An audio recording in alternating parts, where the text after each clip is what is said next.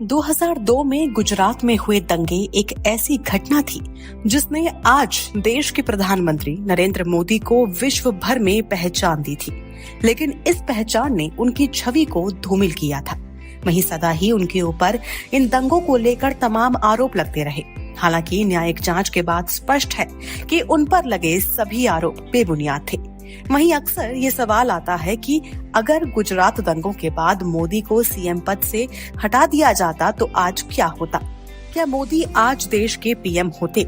इस सवाल को लेकर हमने जब एआई से इसके संभावित परिणामों को लेकर पूछा तो उसने जो कहा वो आपको जानना चाहिए। राजनीतिक परिवेश में बदलाव।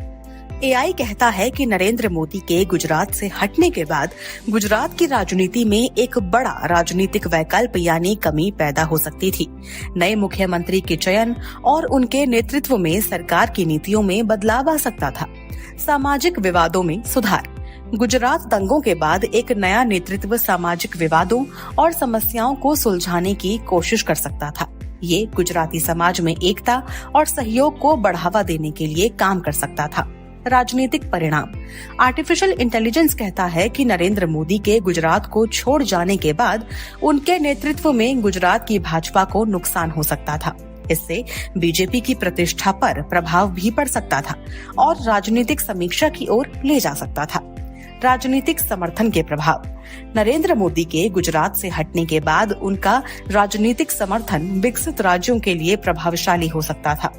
ये राज्यों के राजनीतिक दृष्टिकोण को भी प्रभावित कर सकता था। भारतीय राजनीति में परिणाम। एआई कहता है कि नरेंद्र मोदी के गुजरात से हटने के बाद उनका भारतीय राजनीति में प्रभाव भी पड़ सकता था। ये उनके भविष्य की राजनीतिक प्रतिष्ठा और बीजेपी के विचारों के प्रति लोगों के विश्वास को कम कर सकता था। तो कुल मिलाकर एआई कहता है कि आज जो परिस्थितियां हम देख रहे हैं, चाहे देश की चाहे राजनीति की, अगर मोदी को सीएम पद से उस समय हटा दिया जाता तो आज हम ये सब नहीं देख रहे होते।